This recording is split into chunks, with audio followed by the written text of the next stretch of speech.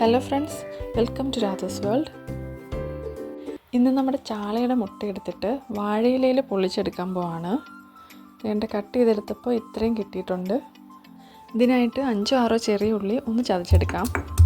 നന്നായിട്ട് ചതച്ചെടുക്കണം. ഇതിൻ്റെ കൂടെ 2-3 കാന്താരി മുളക്, പച്ചമുളകായാലും മതി, അതും കൂടി ചതച്ചെടുക്കാം.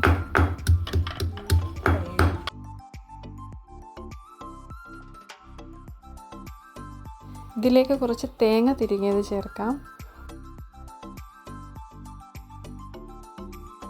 തേങ്ങ നന്നായിട്ടൊന്ന് ചതച്ചെടുക്കാം.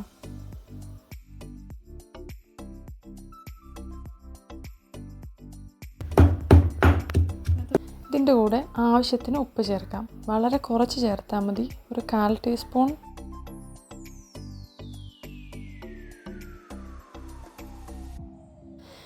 ഇനി ആവശ്യത്തിന് മഞ്ഞൾപ്പൊടി ചേർക്കാം.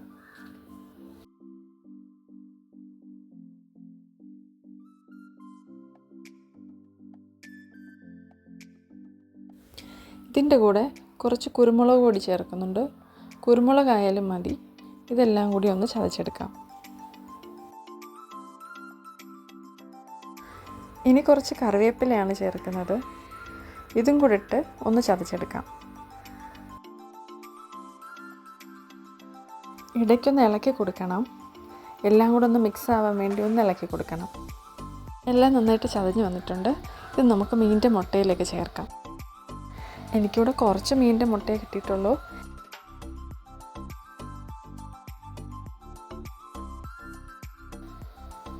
ഇതിനകത്ത് പ്രത്യേകിച്ച് ഉപ്പൊന്നും ഇനി ചേർക്കേണ്ട ആവശ്യമില്ല.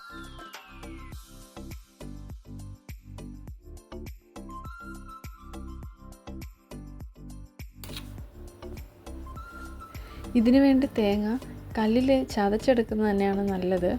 മിക്സിയിൽ അരച്ചെടുക്കുമ്പോൾ ഒരുപാട് അരഞ്ഞു പോകും, അപ്പോൾ വലിയ ടേസ്റ്റ് കാണത്തില്ല.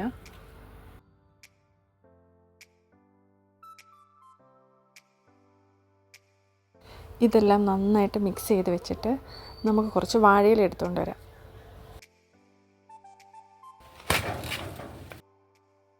വാഴയില ചെറുതായി കീറി കഴുകി വൃത്തിയാക്കി എടുക്കണം.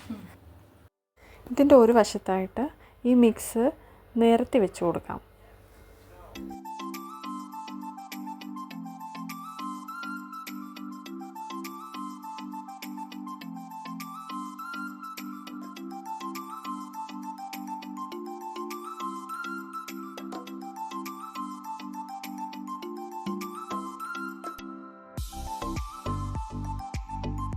ഇതിന് ശേഷം വാഴയില മടക്കി വെക്കണം.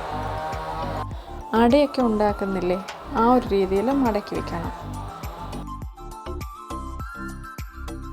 ബാക്കിയുള്ളതും കൂടി ഈ രീതിയിൽ ചെയ്തെടുക്കാം.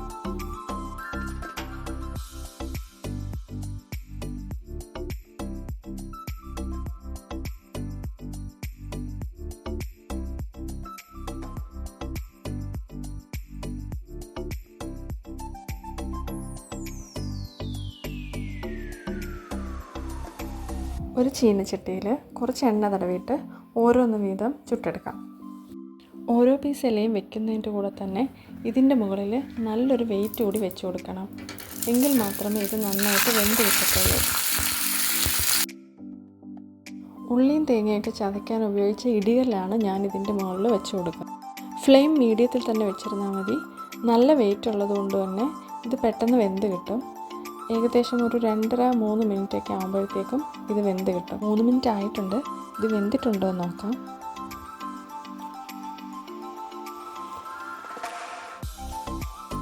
നല്ല ചൂടുണ്ട്. പതുക്കെ ഒന്ന് തുറന്ന് നോക്കാം.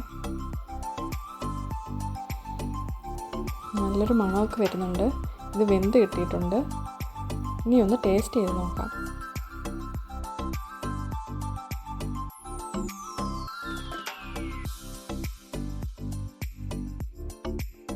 മൂന്ന് മിനിറ്റ് കൊണ്ട് തന്നെ നന്നായിട്ട് വെന്തിട്ടുണ്ട്.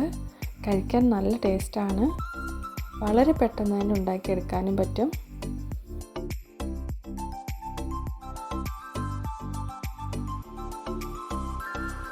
എല്ലാവരും ഉണ്ടാക്കി നോക്കണം. വീഡിയോ ഇഷ്ടപ്പെട്ടെങ്കിൽ സപ്പോർട്ട് ചെയ്യാം.